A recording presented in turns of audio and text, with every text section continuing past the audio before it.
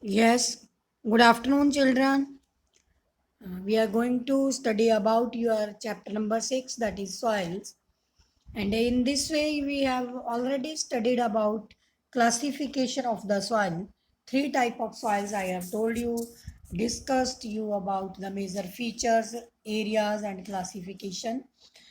And today we are going to study about the arid soils. Arid soils are red and brown in color. They are generally sandy in nature and their structure and saline in nature.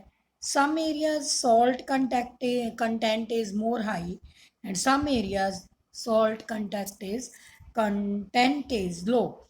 So due to dry climate, high temperature and accelerated evaporation, these soils are lack in moisture and humus. Got it, dear? So in this way, when these soils are lack in humus and moisture, but nitrogen is also insufficient and content is normal in such type of soils. It is found in lower horizon of the soil are occupied. uh, Conchers are there in that type of soils, and a conker layer formation in the bottom of the horizon that I showed you in that soil profile also, that is in the horizon A and C where it is. But this land is this type of soil is not suitable for all type of crops, but some certain crops like some pulses, मोठ बाजरा जिसे हम बोलते हैं, and grams are grown in this type of soil, and these soils are found in the western part of Rajasthan and some southern part of Gujarat also. And as I have shown with the blue pen on the map also, there is calcium also, because such type of soils, when water is poured in this soil, and that salt in the water that sets at the bottom, and afterward it generates calcium in itself. Hopefully you have understood about the arid soil. In Rajasthan such type of soils are found. And then we'll talk about this laterite soil. Laterite soil is another type of the soil, that is the fifth type of soils. These soils have been derived from some special type of rocks. Before we read about this rocks and minerals, let us try to understand the word laterite. Latin word from it has been taken, that is later, which means bricks. The laterite soils develop in area with the high temperature and high rainfall. Now you may guess where is high temperature as well as the high rainfall. Generally it is not there, but we say that when there are is high temperature, बहुत ज़्यादा गर्मी पड़ती है, तो उसके बाद हमारा climatic feature है कि वहाँ पे बरसात होती है. तो it is a result to leaching of the rocks. Leaching process, I would like to tell you, it is with the help of rain and rainy winds. When rocks get depreciation, उसमें थोड़ी सी withering होती है, that process is called leaching. As the result of this type of soil is formed, the result of leaching of the tropical rains. When lime and silica are leached away, this type of soil is formed. It is rich in iron oxide, aluminium compound are left behind, and in these soils are poor in organic matter, nitrogen, phosphate, and calcium. But on the other hand, iron oxide and potash are in excess, found a plenty of abundance. So in this way, laterites are not suitable for cultivation, but with the help of different type of manure, some fertility increasing fertilizers are required to make this land, to make this type of soil for the cultivated. And now I would like to tell you about the areas. You may recognize from map also some areas, top areas of Madhya Pradesh, somewhat near Gujarat, then coastal areas of Maharashtra and Goa, and this one Karnataka, Kerala, Karnataka area. So in this way, this more suitable for free crops like cashew nuts. That's where cashew nut is mostly found in these areas. So we may see that laterite soils are widely cut as bricks for the use in house construction also. These soils are mainly developed in the higher areas of the peninsula plateau. Like I have tried to show it with the blue pen, that is peninsula plateau.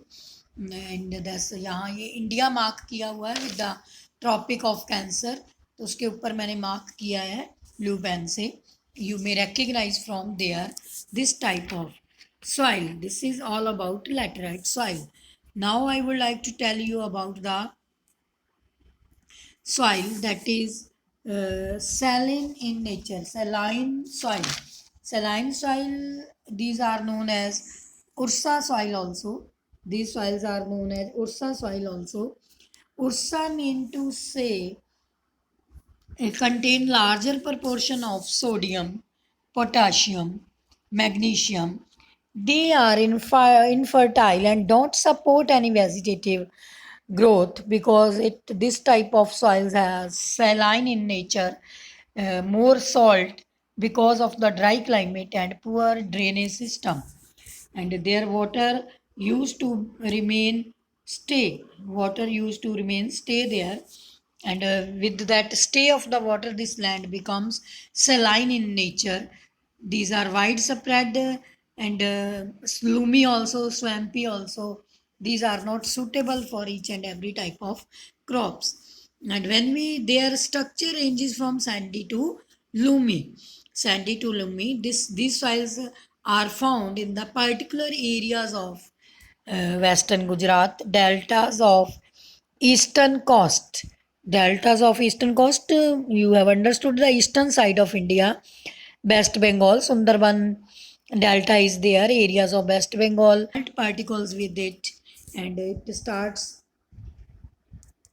some southwest particles with it, and it starts its working over there, and that working of the mean to say making of soil is also there, and such type of soils are found in saline soils are called, and these soils are found there.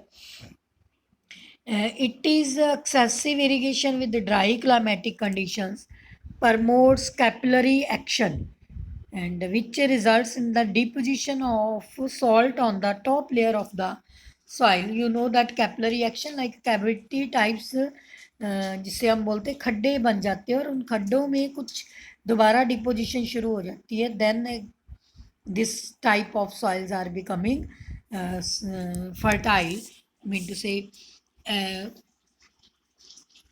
suitable for the agriculture. The areas like Punjab, Haryana, farmers are advised to add gypsum to solve the problems of salinity in the soil. Here I would like to mention that this gypsum is mostly created in the sandy soil, mean to say semi-arid areas. Semi-arid areas. So such type of soils are saline in nature, or these soils are somewhat fertile but not totally fertile soils are found here. So in this way our next soil is that is peaty soil. Peaty soil, these soils are found in the areas of heavy rainfall and high humidity, and where there is a good growth of vegetation, large quantity of dead organic matter is found there. It is rich in humus and organic content to the soil. Organic matter in these soils may be up to 40 to 50%.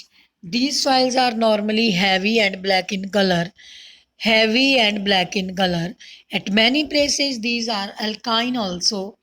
It occurs widely in the northern part of Bihar, southern part of Uttarakhand, and coastal areas of West Bengal, Odisha, and Tamil Nadu.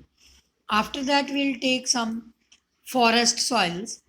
Uh, Forest soils are there when we talk about, um, as its name suggests about the forest soils.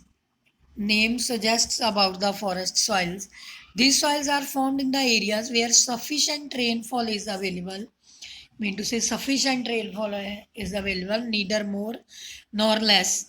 Soils are vary in structure and texture depending on the mountain environment.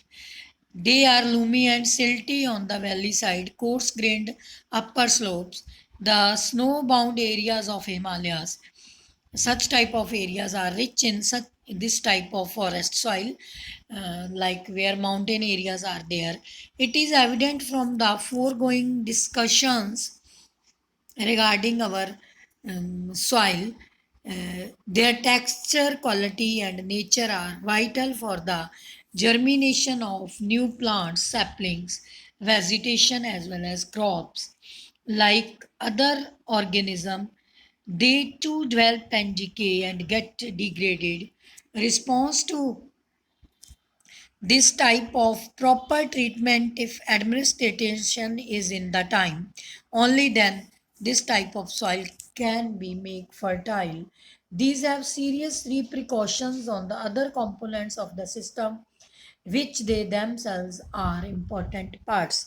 In this way, overall, we can say that saline soil, peaty soil, forest soil, and laterite soil, these are not very much suitable for each and every type of agriculture. But on the other hand, alluvial soil and black soil and arid soil, some type of crops are grown there. On the top, if I ask, that is the alluvial soil. Second number, that is the black soil. Third number, that is the arid, and rest red and yellow laterite, and peaty soil and forest soil on the last number. Thank you, students. Bye.